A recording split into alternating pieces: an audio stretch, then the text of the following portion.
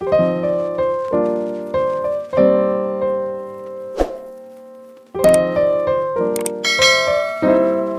this is James from My Take on Reality. In this episode, we're going to be talking about Season 5, Episode 13, 90 Day Fiance Before the 90 Days, Ben and Mahogany. This episode is actually called There's No Fear in Love. This is something that Ben had said during this episode when talking about Mahogany, and he thinks it's super profound. There's no fear in love, but there is a child in childish. Let's get it. This episode is a follow-up to the episode where Ben and Mahogany had a heart-to-heart talk, where Mahogany started asking Ben questions about his previous relationships, including his ex-wife and their children, as well as the younger woman that Ben started dating and was actually engaged to. According to Mahogany, Ben was answering her questions, but he was giving her very shady answers. He wasn't taking any responsibility for the relationships that he was in and the failure of those relationships, which is a huge red flag. Ladies, gentlemen, if you're in a relationship and somebody refuses to acknowledge how they may have contributed to the failure of their previous relationships, then what that tells you is they haven't learned anything from the previous relationships and where they failed. In other words, everything that happened in that relationship, I was perfect. The other person was a failure and a loser. And the relationship failed because they just didn't do the right thing. If that is absolutely true,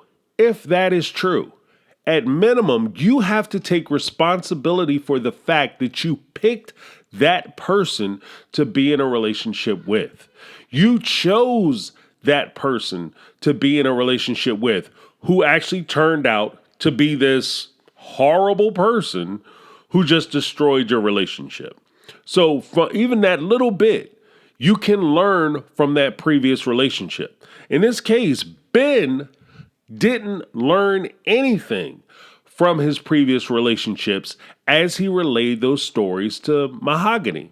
What he told her was, the first marriage that I had failed because the church put us together and they forced us to get married and they told us we had to be perfect, and we were perfect and we lied to ourselves. And after living together for 24 years and having 4 kids together, we got divorced and the relationship fell apart. Do you still get along with your ex-wife? Nah, we don't really have a good relationship. If the church was at fault, why wouldn't you have a good relationship with your ex-wife, the other victim in this marriage? It's just common sense. Then she asks him about his previous relationship and engagement with a younger woman.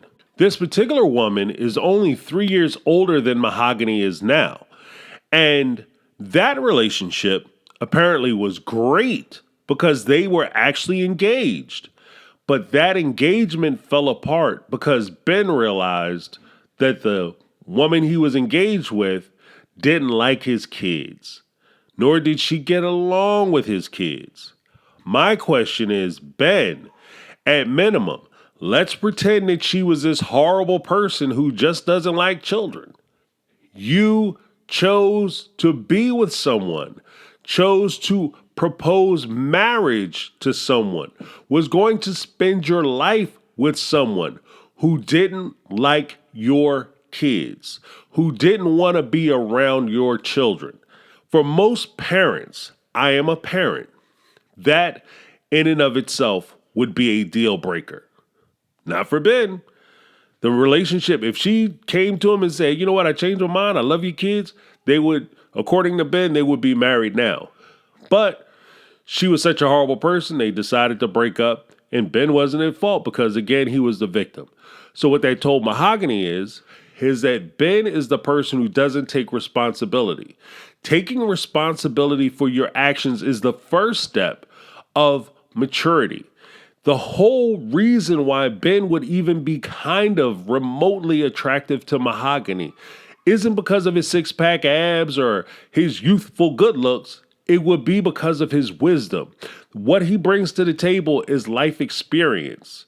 He can help Mahogany through things that maybe a guy who is her age has no clue about. Because clearly, if it's just a matter of who has the better body, who has the better youthful look, a young person is always going to look younger than an old person who looks young. It's just the way it works. Sorry, bro. So with all that being said, what occurs is the next morning, Mahogany and Ben are supposed to meet for breakfast because she wants to continue the conversation and maybe sort out some of the rough spots in what they had talked about the previous night. Ben, being the coward that he is, starts sending her text messages. Hey girl, let me talk to you. Let's try to reconnect on text message when we're not face to face because that'll be so much better for our relationship. Why don't we get back to the virtual world where we started our relationship and abandon this in-person stuff? And then that way, when we come together, we just won't talk. We can just pretend like we're the people that we were in that virtual world. Mahogany wasn't really about that life, so she didn't respond. According to Ben, he sent like 10 pages of text messages to her, these long narratives of explaining everything that he thought she needed to know about their relationship. Needless to say, this creeped Mahogany the hell out. And it should have. It should have. Because an adult is the one who typically, people my age and people Ben's age, because we're about the same age, we'll typically advise people who are younger than us that life works better if you can actually meet with the person face to face and have that conversation. If you can look them in the eye, because that conversation is way more valuable than somebody who can text and edit and change what it is they're saying. I can actually sit there and look at you across the table and see the micro expressions on your face. I can get what you mean. A lot of times, how many times, we'll ask this question. We'll do it this way. How many times have you been in a conversation with somebody via text message and it turns into an argument, only for you to go back later and talk to that person and realize that they didn't say the things that you read the way you read them? A lot of times when you read things via text message, you're putting your intonations and how you feel onto the text message. That's how so many conversations go horribly wrong. And so many people get misunderstood when they start sending text messages. So Mahogany in this instance is 100% right. You are better off meeting with each other face to face and having that conversation, especially conversations that deal with your relationship. Ben doesn't think so. So instead of Ben being a whole adult, going down to the breakfast bar and having a conversation with Mahogany, even though he sent her a bunch of text messages, even if he went down there and just reiterated the things he had already said to her on text message, it would have been better than what he did. What he decided to do was, because she didn't play the text message game, because she didn't want to be involved in the reality verse or the virtual world conversation, and she actually wanted to have a real world conversation with him, he decided he wasn't going to show up. So he stood her up for breakfast. Now, unbeknownst to Ben and Mahogany, Mahogany's parents did a pull-up. They showed up to the vacation spot. They were sitting at breakfast when Mahogany came up the steps. They're already at the table. Pops has already got his jacket on. He's eating his breakfast, smiling. Mahogany, how are you? The mother's sitting there with a big grin on her face, and Mahogany is waiting around for Ben. Now, Ben sends, she's like, oh, I wonder where Ben is.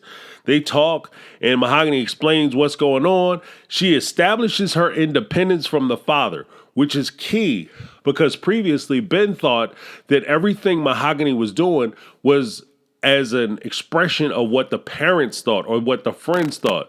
But Mahogany, in that conversation at breakfast, you get to see that she's her own independent person, which is very important. So when she sends the message to Ben, hey, where you at? I don't see you. You're not here yet. We were supposed to meet for breakfast. Where are you? Ben sends back, oh, well, I thought about it and we aren't in love because there is no fear in love and you're scared for whatever reason. No, she just wants to have a damn conversation with you, Huss. Get up off your lazy bones, shake your scared coward butt down the steps, and go have a conversation with this young lady. Now the parents are sitting there, and dad has that look on his face like, how you gonna bring my daughter out here to the middle of the desert on vacation by herself and leave her by herself? What kind of man are you? And that's where fathers come in, where we would look at it as a man. I would look at Ben if he was trying to talk to my daughter and say that exactly to him. Who the hell do you think you are, leaving my baby girl at breakfast alone in this remote place where it's only the two of you because you're throwing a temper tantrum? And me and Ben's old behind would have a whole conversation. We'd have a sit down. Now, as it turns out, Mahogany's mom hits him with the, well, why don't you tell Ben we're here? So she types that in. Ben sends back, well, I'd like to meet with your parents, and I don't want you there. Now, I'm going to be real. This is completely disrespectful because it doesn't respect Mahogany as an adult. It doesn't respect her as a person. You're treating her like, hey, you're disrespecting me, so therefore I'm going to talk to your parents. I'm going to talk to the adults. The adults are now talking, and you, little girl, you can go sit in the corner and go play with your toys while we have this conversation, because I'm telling your mama and your daddy on you. Now, when I saw this, I had to pause it, because as a father, I'm telling you, I would have looked my daughter right in the face and say, that's cool, I'll meet with him, because I have some things I want to say to Ben too. This ain't going to be just no one-way conversation where Ben is telling me all about you. No, because Big Daddy got to talk to Ben and tell Ben about himself and how you conduct relationships. Because apparently Ben needs to get schooled on how to be a whole man. This isn't man stuff. This is little kid stuff. If she wants to date a little kid or she wants to date somebody who's immature, she could date somebody her own age. She could date somebody her own age, and they could actually grow together. Because when push comes down to shove, if she was dating a guy who was 24 years old, there's potential that this young man is going to start to mature, he's going to start to develop, he's going to grow, and he's going to be a completely different person than he was at 24 when he becomes 50 years old, 52 years old. Ben is who he is. It's hard-boiled into who he is. He's not going to change. He's not going to be a different guy. He's not going to learn and develop, and all of a sudden he becomes this different, magnanimous person who's dealing with this young lady as a young lady, because that's what you're saying she's supposed to be. If she's supposed to be a woman who you're dating and a lady who you want to be your wife, you should treat her as such. You don't leave her downstairs by herself. You don't get angry and throw a temper tantrum and put her in a situation where she's alone in a foreign place in a strange location and she's sitting at breakfast by herself. No. I don't give a damn how mad you are at her. You guys could sit across the table, you could sit across the room from one another. But the one thing I'm not going to do is put a woman in a situation where something could happen to her, because I would never forgive myself. And it's just rude. It's just rude. It's rude and it's immature. Now, that's my take on this whole situation. I want to hear what you guys think. So just leave a comment in the comments below. Hit like, share, subscribe. Help the channel out. This is James from My Take on Reality. I'm out. 'Cause I've been living life right like I could just die.